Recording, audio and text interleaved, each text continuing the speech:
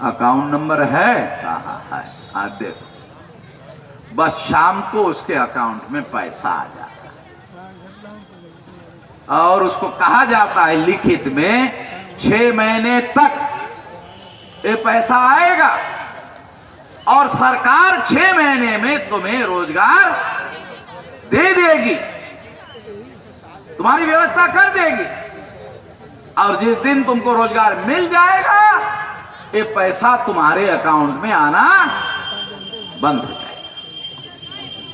America में होता है, यूरोप में होता है, लंदन में होता है। हमारे देश में पैसे की कमी नहीं है। 35 लाख हजार करोड़ रुपए का बजट, 35 लाख हजार करोड़ का बजट। अरे बाप रे बाप, कितना बजट। मास्टर साहब को मैंने पूछा, मास्टर गणित विषय का हो क्या? कहा गणित का। तो मुझे शून्य लगाकर दिखाओ तो 35 लाख करोड़ का शून्य लगाकर दिखाओ तो उसने माथे पर हाथ बांधा। अरे कितना शून्य लगाना होगा साला पता नहीं चलता। इतना रुपया केंद्र सरकार के लिए पास आता है। राज्य सरकार का बजट अलग है, नगर पालिका महानगर पालिका का बजट अलग है, जिला पंचायत का बजट अलग है, तालुका पंचायत का बजट अलग है, ग्राम पंचायत का बजट अलग है। हर एक को टैक्स लगाने का अधिकार है। तो सारे देश भर में कितना पैसा आता है सरकार के पास कोई लिमिट नहीं है।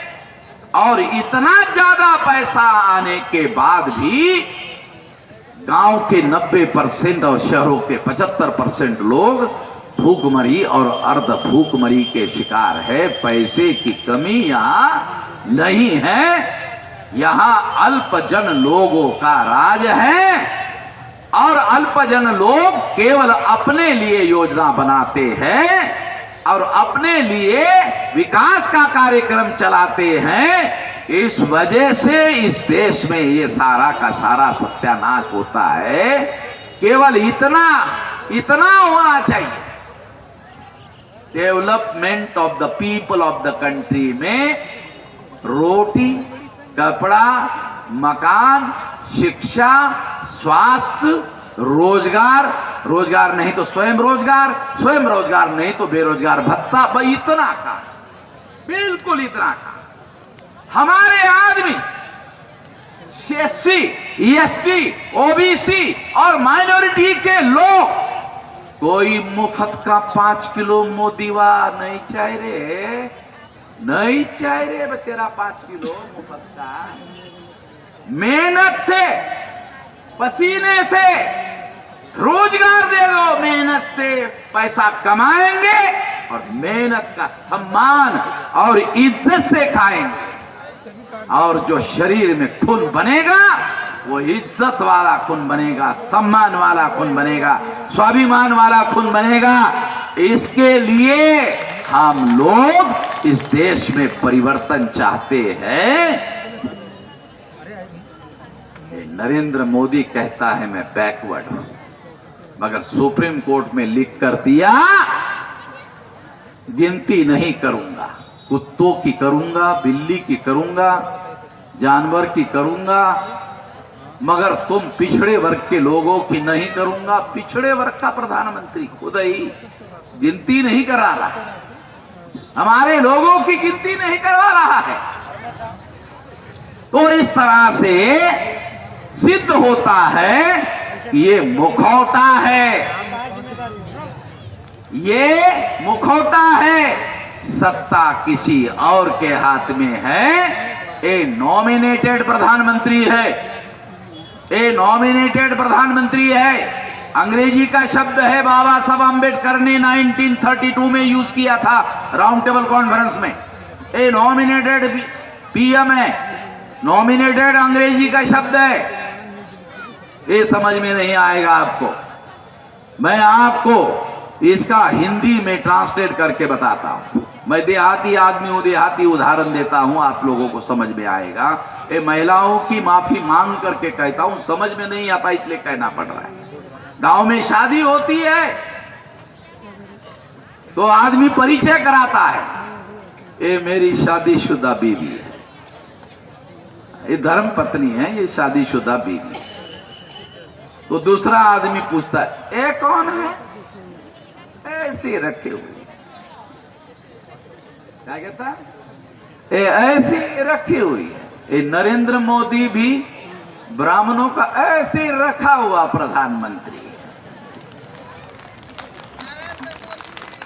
अच्छा, अब थोड़ा सा समझ में आ गया है, थोड़ा समझ। जब ये रखा हुआ प्रधानमंत्री होगा तो ये कौन काम करेगा भाई? जिसने रखा उसका काम करेगा कि हमारा करेगा? तो इसलिए ये जो बात मैं आपको बता रहा हूं, इसलिए परिवर्तन चाहते हैं। ये नॉमिनेटेड प्राइम मिनिस्टर है, ये नॉमिनेटेड बैकवर्ड है, हम रियल बैकवर्ड चाहते हैं। नॉमिनेटेड बैकवर्ड नहीं चाहते, रियल बैकवर्ड चाहते हैं, वास्तविक बैकवर्ड चाहते हैं।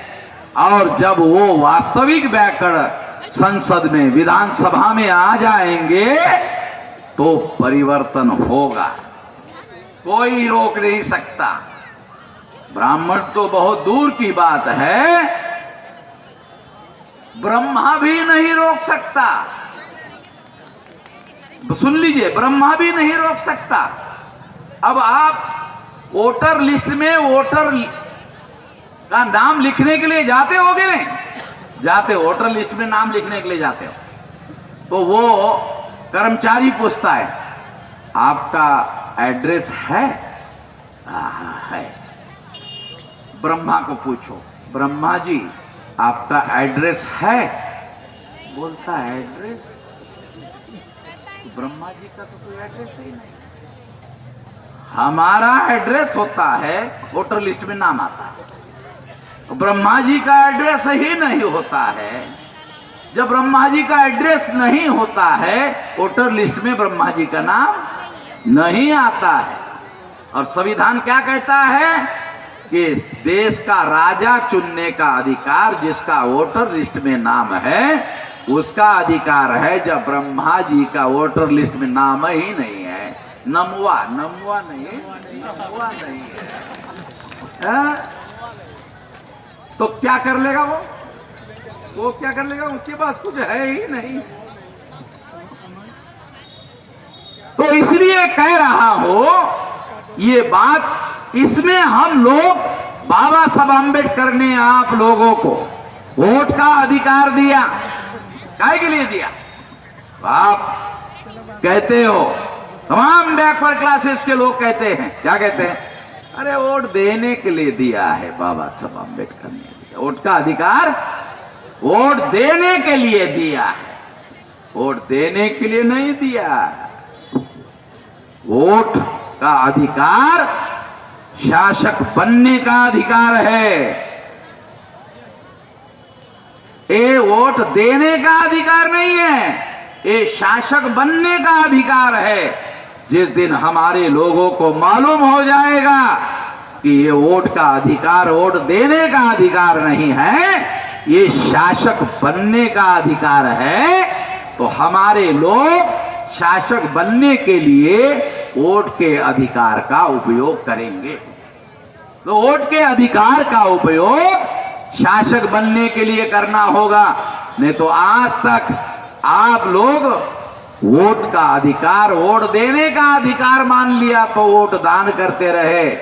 आगे ध्यान रखना, शासक बनने के लिए वोट के अधिकार का उपयोग और प्रयोग करना हो।